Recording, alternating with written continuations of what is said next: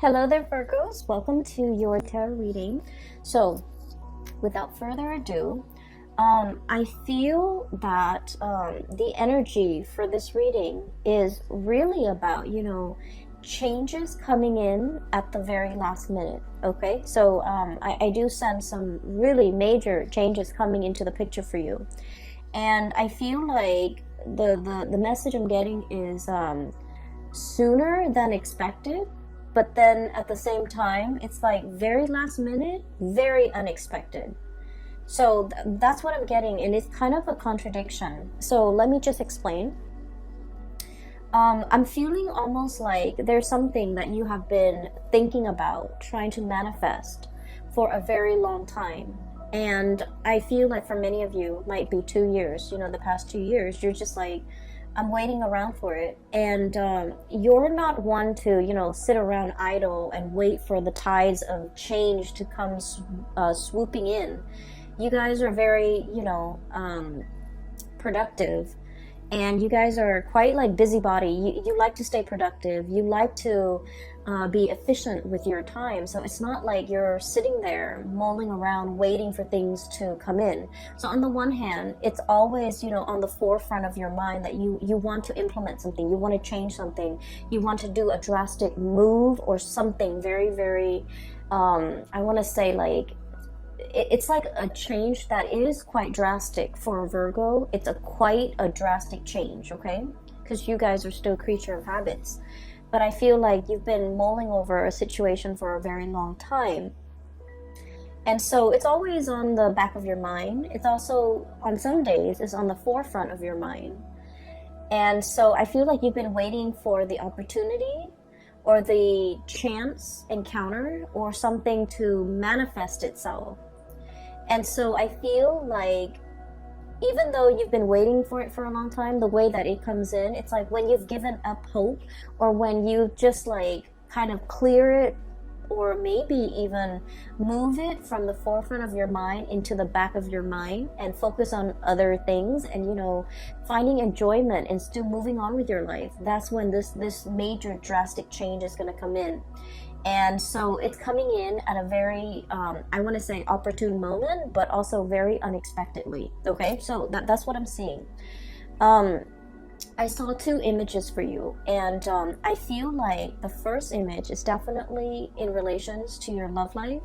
The second image is other things that are, that it might have to do with this change. So let me just relay the first information first, and then we'll talk about the 4 cards, because it seems like the reading is split this way.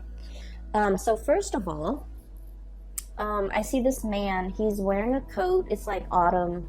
He's at a park. It looks like Central Park. It looks outdoorsy. Lots of people around, but not so much that it's crowded.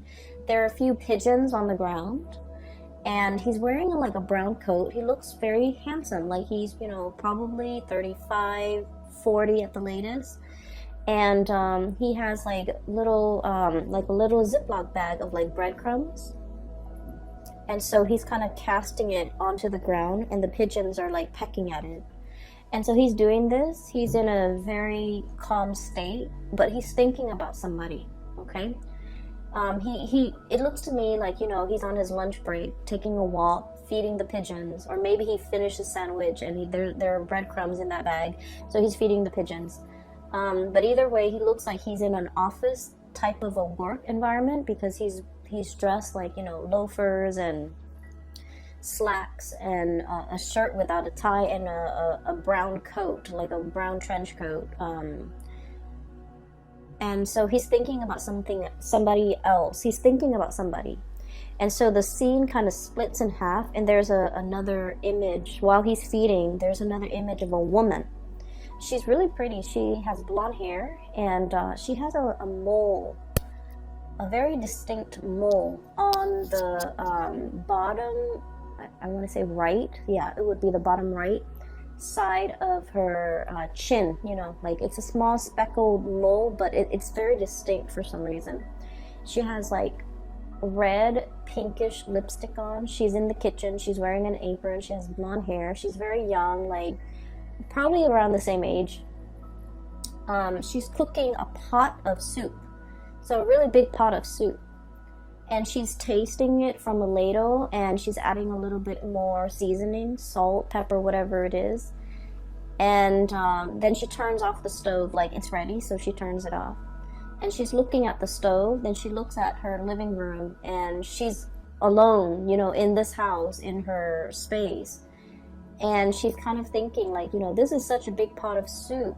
I wish that other person were here to enjoy this food with me.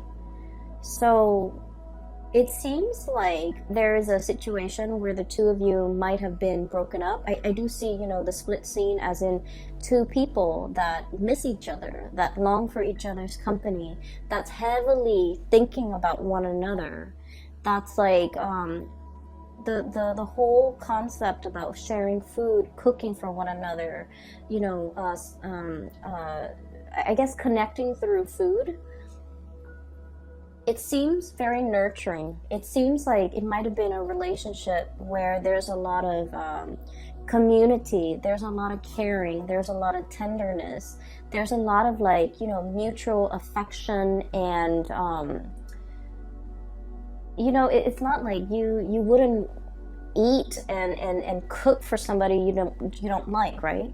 So I feel like in a way the relationship that the two people have had in the past might have been, you know, they might have shared space together, they might have lived together, they might have been married, they might have dated for a very long period of time where they're comfortable around each other and they care for each other. So whatever the situation is, there might have been a situation where two people have broken up and they're still longing to reconnect. Okay, so I feel like for majority of you that might be the situation, because he's on the park bench eating lunch possibly by himself and then feeding the birds, like he wants somebody to share that experience with him. And then she's cooking this big pot of soup and she's alone in the house, and she's thinking like, I wish that person were here to share this soup with me. So it makes me feel a little bit sad, but at the same time, I just feel like both people are very content. You know, they're going through the motions, they're still able to take care of themselves. So even if it was like a breakup or a situation where one person is no longer in the other person's life goes on. Like two people are still resuming their life. They miss each other once in a while. They're nostalgic for the past, and they miss that sense of companionship, I feel. There's definitely a sense of like, yeah, companionship. But you know, life goes on. No one is heartbroken and devastated and unable to function. Both parties are still able to function. Give me just 1 second, I apologize. Sorry about that. I was making tea and the water boiled, so I had to turn it off.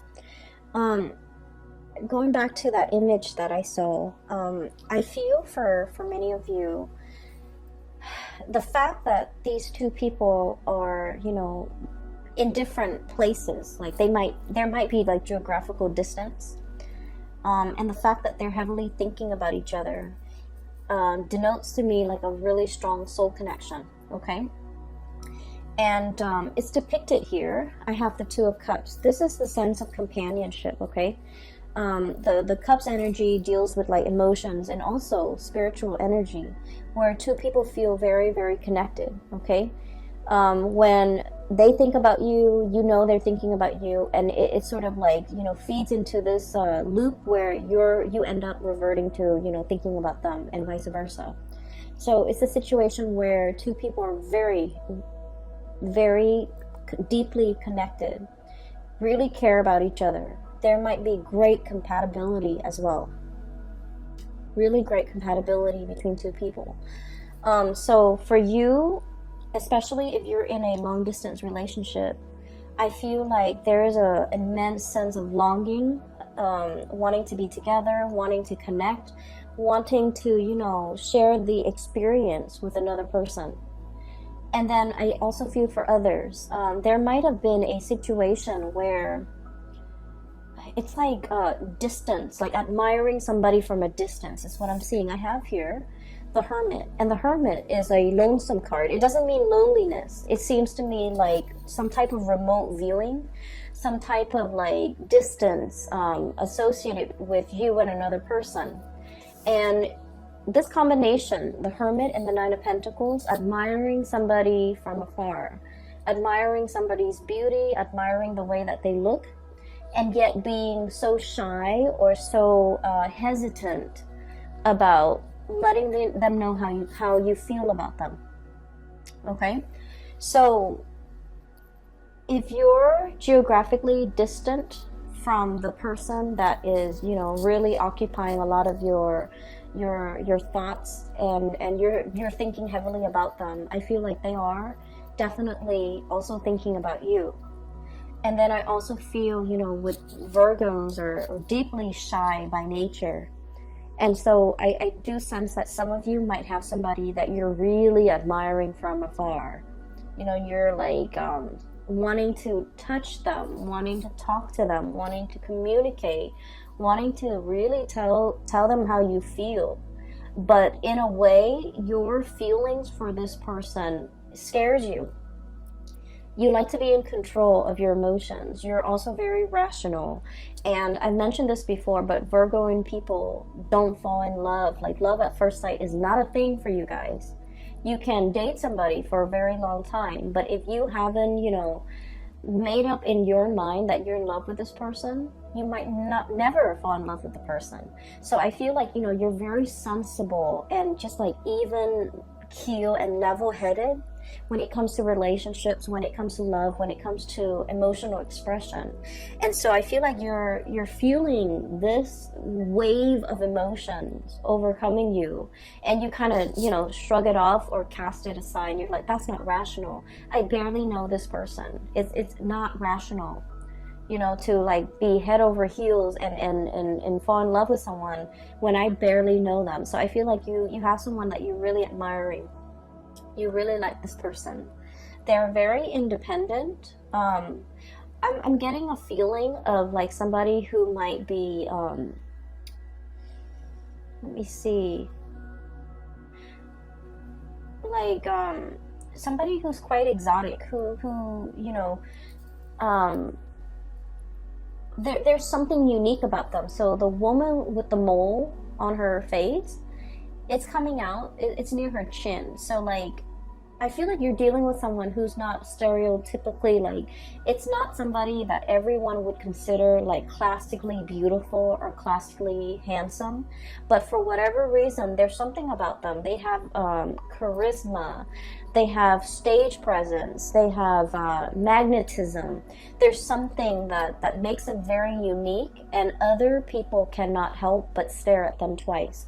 You know how there's some people, they're not classically handsome or beautiful by any stretch of the imagination, but there's something about them that's very alluring, and I feel like it has a lot to do with their confidence, the way they carry themselves, the way they carry themselves. Okay, this is a Nine of Pentacles, very independent, self-sufficient, bold. It's somebody who is like, on the one hand, they can be very earthy, very easygoing, not high maintenance. You won't catch them, you know, dressed to the T and like with full makeup on, or, you know, cologne and hairspray and grease in their hair or whatever. Like, they're not made up. They're just understatedly like just confident and put together without trying so hard. It's somebody that does everything with such grace and such ease, and I feel like because of that, a lot of people are very drawn to them. And then I also, going back to what I mentioned before, a lot of Virgo people, you guys are really deeply very shy. You do get stage fright. You don't like to be on center stage. You don't like to have a lot of attention on you. You feel a little bit out of place. And for some of you, okay, please don't get offended. You might feel a little bit, you know, socially awkward in probably a social setting, or in a setting where you don't know a lot of people. You might feel very socially awkward when you have to give a speech, give a talk, when you're speaking and everyone is staring at you. Like, you don't like that attention. And so you admire this person for the bold and the, I guess, like the confident way in which they move through life. the ease in which they do everything, and the ease in which things just magically work out for this person. So I feel like you really deeply admire this person. And you might be admiring them from afar. And I feel like for some of you, they are also feeling that way about you. But I feel that the gravity of your feelings for them, it's overwhelming you. You know, like you're kind of dumbfounded about, like, I don't believe in love at first sight. You know, why do I feel so strongly about this person when I barely know them? There's a little bit of intrigue and mystery here. And it's like you might not know a lot about them. They might not know a lot about you. You might see each other casually in passing, and you might feel like, wow, that would be a really good person for me to date or for me to have as a girlfriend or a boyfriend. And I do sense like they have no idea how you feel. And so, you know, trying to make conversation, making small talk. Virgos don't really like that, but like making small talk and trying to get into their inner circle and trying to, I'm hearing infiltrate, you know, trying to like get one leg in the door, okay? I feel like that might be a really good first step, because they might not have an idea as to how strongly you feel about them, and you're kind of scared of the impact that they're having on you, all right? So let me just, that's for like singles. I feel like there's someone who's really capturing your imagination, and I'm just feeling like you're tongue-tied and nervous, and you get flustered, and you might flush and turn red when they're around or when you think about them, because I feel like your desire for them and your feelings for them can be a little bit overwhelming. Okay, so that's for singles. I'm feeling as if, for those who are in a relationship, okay, if you're together with somebody, you and your partner have like you're kind of like at a major crossroads, not because of the relationship, but you're planning to make some major moves, okay? Make some major moves. And I feel like for some of you, we have here the Two of Pentacles. And the Two of Pentacles is about juggling jobs, juggling responsibilities, trying to figure out, you know, do I stay here where it's stable, or do I go somewhere else? And I feel like this decision, you're trying to think of it. It's like it doesn't exist in a vacuum. You're not making this decision alone. There's inputs from your partner. There's considerations from your partner that's like coming into the picture. And so like you're trying to make all the pieces fit, okay? And that's going to become a little bit more apparent when I talk about the next image that I see. Make all the picture like the pieces fit together so that you can, you know, implement some type of a plan. So there's a lot of mulling over. There's a lot of communication. And then I also feel as well, there's a sense of like temptation, okay? You might be in one relationship and you're captivated by another person, okay? I'm seeing a lot of like earth and water. So like another earth sign, Virgo, Taurus, Capricorn, and water sign, Pisces, Cancer, Scorpio. So you might be in a relationship with one of those signs, and then you're like fascinated or interested in another person, okay? And so you're trying to, you know, figure out what course of action to take, what you should do. Do I stay in this relationship or do I jump into another relationship? So I feel like there's a lot of relationship energy, really occupying a lot of your mind space, okay? And you know, you're very good at compartmentalizing. You know, when you're at work, you put on your work hat, and then everything else that's not work related kind of falls away. And then when the work day is over, you take off that hat and then you go home, and that's when you think about all the other areas of your life. So you're very able to compartmentalize. But I do feel there's relationships, thoughts of relationship, decisions about relationships and things like that might be occupying the majority of your time for this month. So that's what I'm seeing here.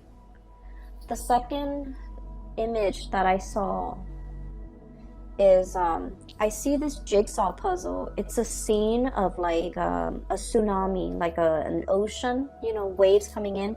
Not like a giant tidal wave, but it looks almost like those Japanese, you know, pictures of like tsunamis, like ocean waves. Okay, it's a jigsaw puzzle. It's incomplete. The edges are already filled in, but the pieces are missing from the inside. And so I see somebody's hand putting the pieces together.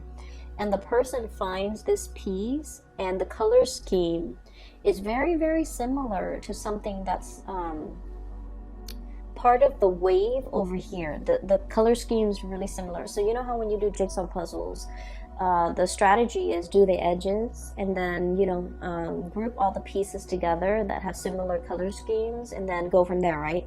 So that's the way I feel like a systematic Virgo's mind would work. Like pieces should fit together. And so the hand holds up, and I think it's a guy's hand, it's a man's hand, and he finds this piece and he's like, oh, it's going here. And then he tries to fit it in, rotates it, it doesn't fit. And he's all like, but it has to, the colors are so similar. And so he puts it down and he was like, maybe there's something wrong with the laser that were used to cut the pieces. So he starts, you know, turns his hand into a fist and starts like pounding on it to make sure it fits. But sure enough, it doesn't fit. And so he puts it aside, and you see it in fast motion where he finds pieces and everything's filled in, and at the very end there's one piece missing. And then he goes, oh, that piece that I put aside, now it goes here. And then the scene just kind of cuts out. So what I'm seeing here, like I mentioned before, you know, there's a time and a place for everything. And everything works when it's supposed to, and everything falls into place when it's supposed to.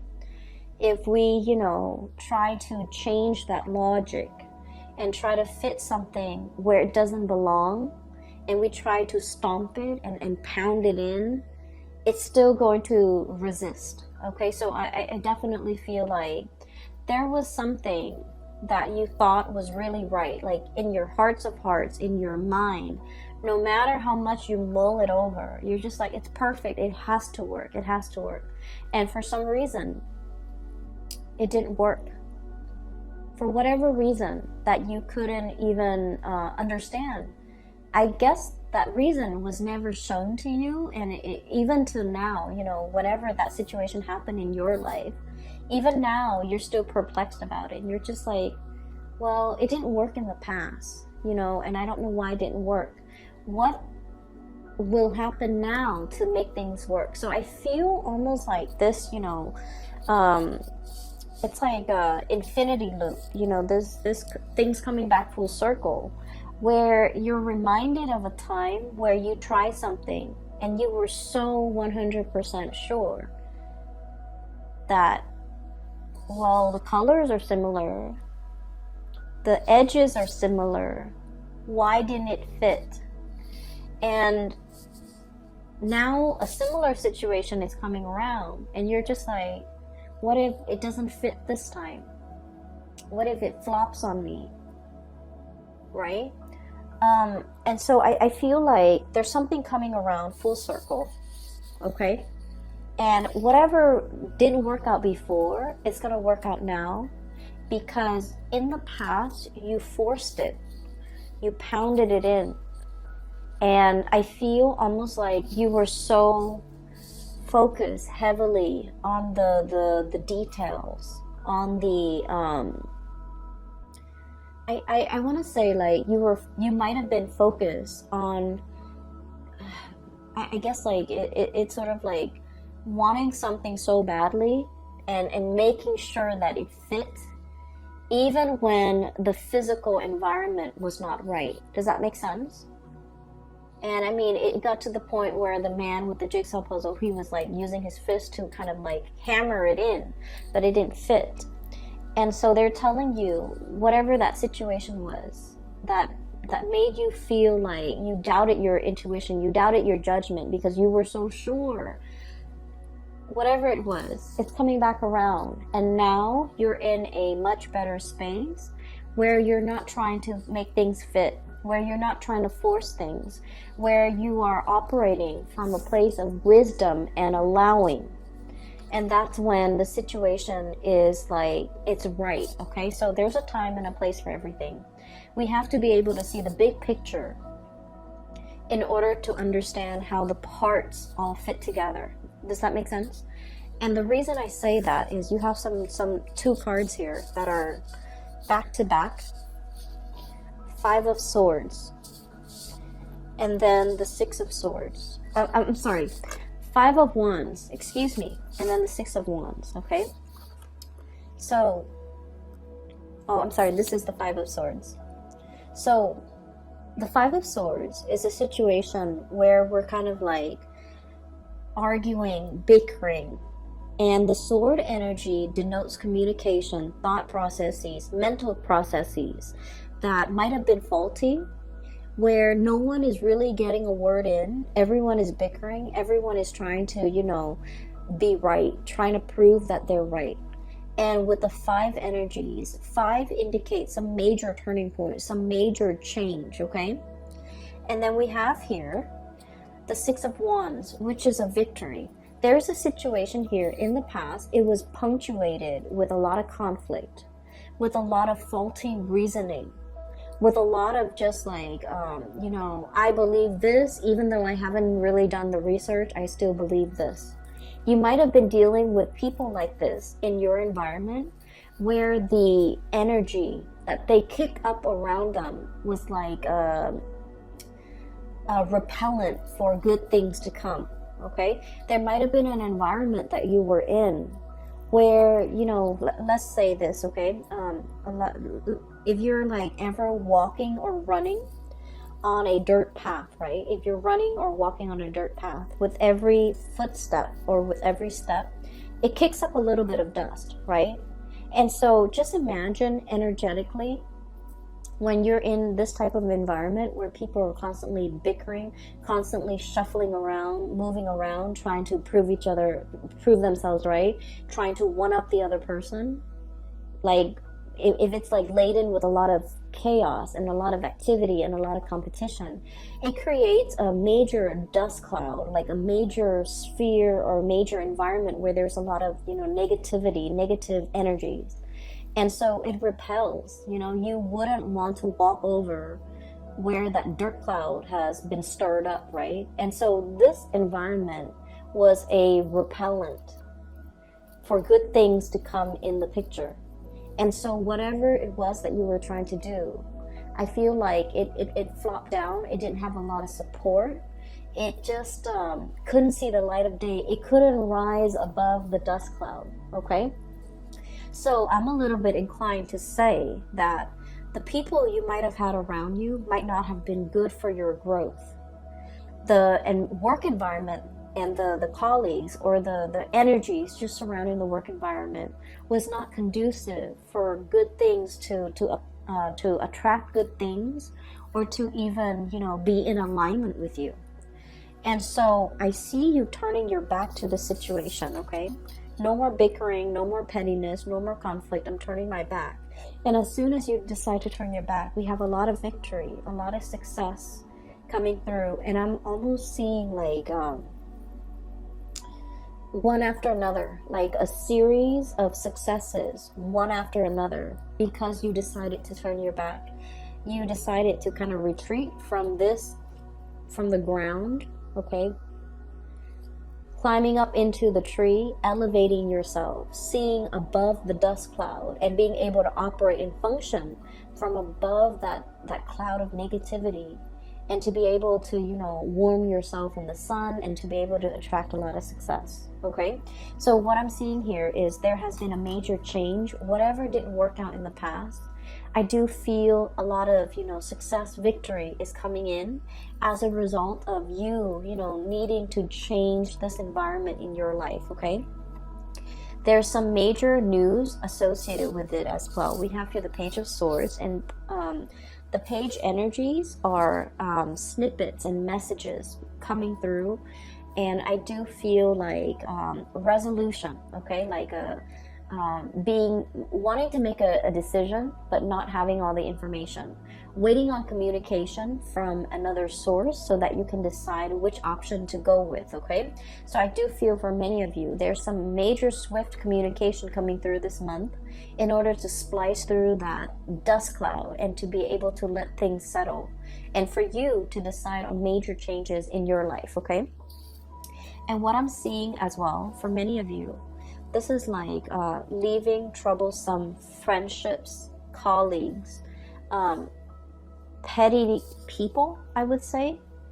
Argumentative, petty people, people who are just like, you know, what's funny is I don't see gossip and slander and things like that. I don't see that in here. I just feel with this Five of Swords, it's like people who constantly want to be right, who have their daily agenda is just wanting to prove themselves right, wanting to show other people how smart they are, and things like that. Okay, so I feel like, you know, you're turning your back away from this.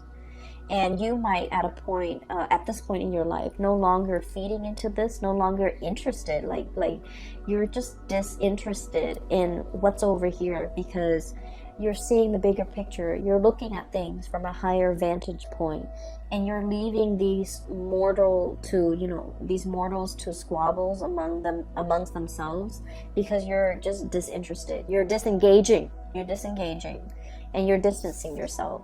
And with the Hermit, it basically spells out to me like a sense of enlightenment, okay? Not being bogged down with the material things that at the end of the day don't really matter, but operating from a higher vantage point, okay? And what I'm also getting, the last three cards in this deck, we have the Tower, sweeping waves of change, okay? So that jigsaw puzzle where I saw the tsunami, the theme is very similar to this card here, okay? What I'm feeling here is, I pulled out this card earlier to clarify what the Tower represents. And this card to me is about manifestation, is about, it's almost like, you know, thinking whether or not we have the capabilities and the skills and the know-how and the ability to do something. I feel like whatever that situation was in the past that you failed at, or you felt like, I was so sure, why didn't it work out? It made you doubt yourself. I feel like it humbled you, but in a way, you know, it made you feel like you doubted yourself. It made you feel like you couldn't manifest. It made you doubt your capabilities. And so what's coming through in the process here is you have a lot of skills and a lot of talent. And I feel like this environment here did not give you an opportunity to shine. It did not honor your growth potential. It was not conducive for growth. It was not conducive for you to utilize your full talent, to display all your skills, all your assets, it just like, it stifles your growth almost, okay?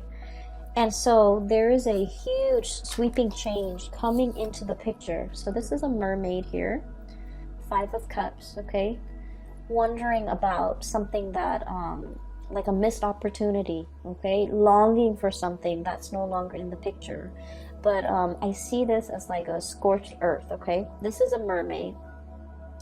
And the classical like depiction of a mermaid is it has a body of a fish and a head of a woman, right? This is the opposite. This is a situation where this animal has to adapt to its environment, you know? It's not happy. It still like has a head of a fish. It wants to be in the sea. And yet the body had no choice but to adapt, to grow legs so that it could walk on land, because this environment is very parched. There's no emotional fulfillment. There's no spiritual fulfillment. It's just very parched. And so it's waiting for the rains to come and wash it away and to carry it to sea. And that's what I feel is coming here with the Tower. Sweeping changes, this big tsunami coming in and carrying you back into the sea where you can, you know, resume your form as a mermaid. okay, like the traditional standard mermaid form, face of a woman, body of a fish. And she is now in an environment where there's water, where there's life, where there's emotional fulfillment. And so there's something major here that will be coming through in the month of December. And I do feel like it's going to bring you to an environment where you belong, because wherever you are right here is not meant for you. It's there's no growth potential. There's a lot of dryness, and I'm seeing like, you know, just like it's an environment that's very dry. So for many of you, you might be changing jobs. You might be moving from a really dry, arid environment like the desert to a place that's in the tropics, that's by the sea, that's a lot more, I want to say, like, it's just a lot more conducive for growth, okay? And we're not just talking about like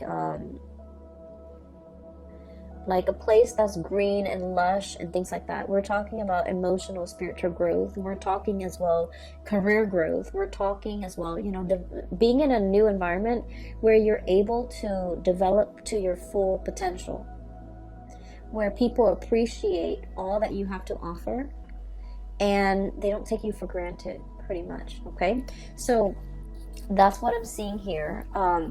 Once again, it's like the change is long coming, but it's gonna swoop in very, very quick. And that's a contradiction, but for whatever reason, I just feel like you've been waiting for it for quite some time, but it's going to come in very unexpectedly. You're kind of bookended by two major arcana cards here. We have the Hermit, taking time to yourself, being deep in contemplation, and really figuring out, you know, what's the next step in your life. And then once you have that figured out, once you've reached that space of wisdom, that's when the Tower will bring about these changes that you've been wanting for a very long time, all right? So I'm going to leave it at that. I do wish you all the best for the month of December. Once again, I apologize for the delay with this reading. I hope it finds you well still, and I hope it is relevant and applicable and might be helpful for you this month, okay? I will be back next month. I will talk to you later, Virgos. Take care of yourself.